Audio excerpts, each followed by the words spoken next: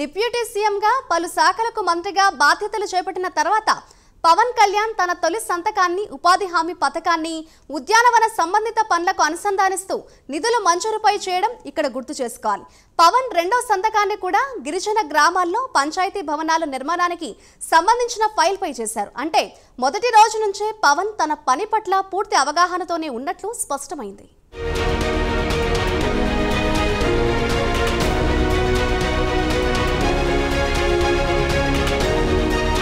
Pawan Kalyan deputy సీఎంగా బాధ్యతలు చేపట్టిన మొదటి రోజు నుండే ఐఏఎస్, ఐపీఎస్ అధికారులతో పవన్ వరుస సమావేశాలు నిర్వహించడం ఆయన ఎంత కమిటెడ్గా పనిచేయాలనుకుంటున్నారో స్పష్టం చేశాయి. ఇక గ్రామీణ అభివృద్ధి శాఖ అధికారులతో వివిధ అంశాలపైన ఆయన వరుస సమీక్షలు పంచాయతీలపై పవన్ కళ్యాణ్కు పూర్తి పిక్చర్ను ఇచ్చాయి. ఈ బ్యాక్గ్రౌండ్ వర్క్తోనే మంత్రి పవన్ కళ్యాణ్ ఇప్పుడు రంగంలోకి దిగారు. రాష్ట్ర వ్యాప్తంగా ఆయా గ్రామాల్లో ఉన్న ప్రత్యేకతలను గుర్తించి వాటిని గ్రామాలకు ఆర్థిక వనరులుగా మార్చే దిశగా ప్లాన్ చేశారు. దీంతో పాటు ఇంకొన్ని ప్రణాళికలు కూడా పవన్ ప్రకటించారు.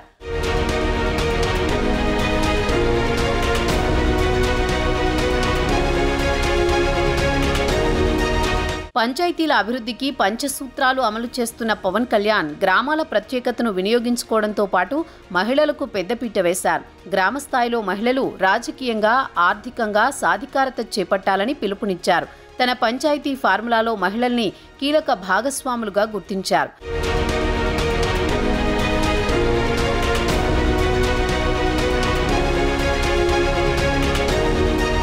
ఇక పంచాయతీల క్లీన్ అండ్ గ్రీన్ ప్రోగ్రామ్ ని మరో స్థాయికి తీసుకువెళ్లే దిశగా పవన్ ప్రణాళికలు రూపొందించారు.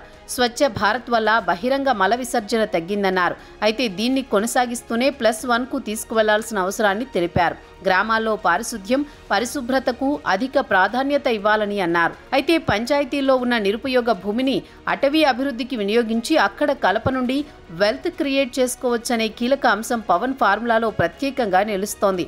పంచాయతీల ఆదాయం పెంచేలా నిరుపయోగ భూముల్లో అడవుల పెంపకం చేపట్టే ప్లాన్ను వెల్లడించారు. ఏపీ కంటే చిన్న వైశాల్యం ఉన్న డెన్మార్క్ దేశం నుండి మనం కలపను దిగుమతి చేసుకుంటున్నామని, అదేదో పంచాయతీ భూముల్లోనే కావలసిన కలప పెంచుకుంటే దాని ద్వారా పంచాయతీల ఆదాయం గణనీయంగా పెరుగుతుందని అన్నారు.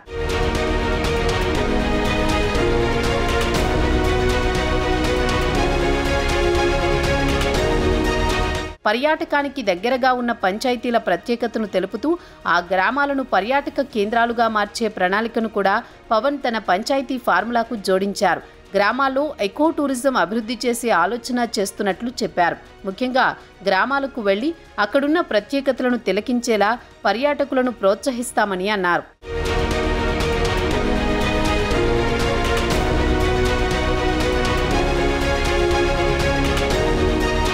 అయితే గత ప్రభుత్వ హయాంలో పనులను పర్యవేక్షించాల్సిన, నిధుల దుర్వినియోగం అరికట్టాల్సిన సామాజిక తనిఖీ విభాగం సక్రమంగా పనిచేయలేదని అన్నారు. పంచాయతీల నిధుల విషయంలో గత ప్రభుత్వం చేసిన అవకతవకలు వంటి చర్యలను ఇక నుండి నిరోధించే దిశగా సరికొత్త ప్రణాళికలు రూపొందించారు.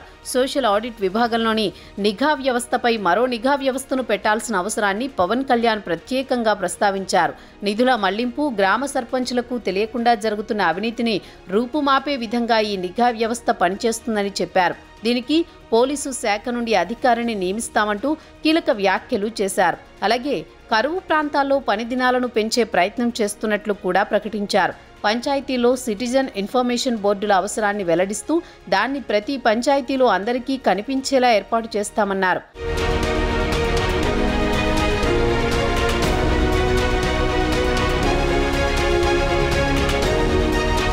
గ్రామాల్లో గ్రౌండ్ లెవెల్ నుంచి మార్పులకు శ్రీకారం చుడుతున్న పవన్ ఫార్ములా గ్రామ స్వరాజ్యం దిశగా పంచాయతీరాజ్ వ్యవస్థలో ప్రక్షాళనకు సిద్ధమైంది. అయితే దీనితో మార్పు ఏ స్థాయిలో ఉంటుందనేది అటు రాజకీయ, ప్రభుత్వ వర్గాల్లో, ఇటు ప్రజల్లో కూడా చర్చకు దారితీస్తోంది. అయితే 1959లో గ్రామ పంచాయతీ వ్యవస్థ ప్రారంభమైనప్పటి నుండి భారతదేశం అంతటా గ్రామీణ ప్రగతిని పెంపొందించడంలో గ్రామ పంచాయతీ కీలక పాత్ర పోషించింది.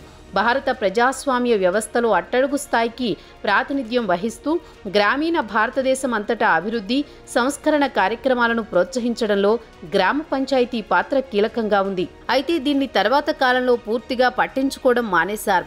ఎన్నికైన ప్రజాప్రతినిధులతో కూడిన గ్రామ పంచాయతీలు స్థానిక పరిపాలన, సంక్షేమం, అభివృద్ధి పనులలో చురుకుగా పాల్గొనడం వల్ల ఆ రాష్ట్రంతో పాటు దేశం కూడా అభివృద్ధి పథంలో నడుస్తుంది.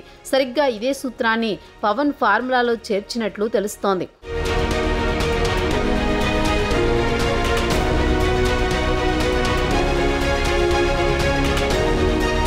ముఖ్యంగా 2019 నుండి ఆంధ్రప్రదేశ్లో గ్రామ పంచాయతీల వ్యవస్థ పూర్తిగా నిర్వీర్యమైనట్లు పలు సందర్భాల్లో స్పష్టం చేశాయి. 2022లో నాటి అధికార వైసీపీ నుండి ఎన్నికైన సర్పంచులే మా నిధులు దుర్వినియోగం చేశారంటూ నిరసన బాట పట్టారు. ఇక వాలంటీర్ వ్యవస్థతో గ్రామ సర్పంచులను కేవలం బొమ్మలుగా మార్చేశారన్న విమర్శలొచ్చాయి. రాష్ట్రంలోని అన్ని జిల్లాల్లోనూ అత్యధిక పంచాయతీల్లో సర్పంచులు ఆందోళన వ్యక్తం చేశారు. మేజర్ పంచాయతీలకు కొంత ఆదాయ మార్గాలున్నప్పటికీ చిన్న పంచాయతీలకు మాత్రం నిధుల సమస్య తీవ్రంగా వచ్చింది. అక్కడ ప్రాతినిధ్యం వహిస్తున్న సర్పంచులు పార్టీలకు అతీతంగా రాష్ట్ర ప్రభుత్వ వైఖరి మీద అసంతృప్తి వ్యక్తం చేశారు. నిజానికి కేంద్రం నుండి వచ్చే నిధులే పంచాయతీలకు ప్రధానం కాగా ఈ నిధులను వేరే పనులకు వాడడం అన్ని ప్రభుత్వాల్లోనూ కాస్తో కూస్తో కనిపించేదే. అయితే ఈసారి అలాంటి షిఫ్టింగులు ఏమీ ఉండవని మంత్రి పవన్ కళ్యాణ్ వెల్లడించడం ఆసక్తికరంగా మారింది.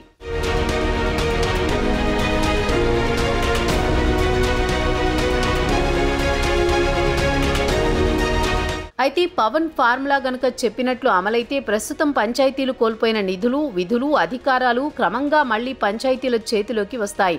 అలాగే స్థిరమైన జీవనోపాధిని పెంపొందించడానికి రూపొందించిన అట్టడుగు కార్యక్రమాల ద్వారా రాష్ట్రంలో పేదరికాన్ని కూడా తగ్గించే అవకాశం ఉంటుంది.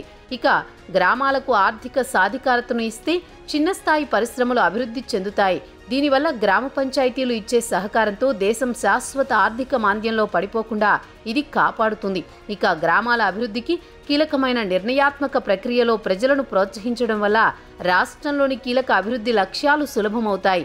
రోడ్లు, నీటి వనరుల నిర్మాణం వంటి మౌలిక సదుపాయాల అభివృద్ధి నుండి ఆరోగ్య సంరక్షణ, విద్యపై దృష్టి సారించే సాంఘిక సంక్షేమ కార్యక్రమాల వరకు ఇది దేశ అభివృద్ధికి తోడ్పాటును అందిస్తుంది.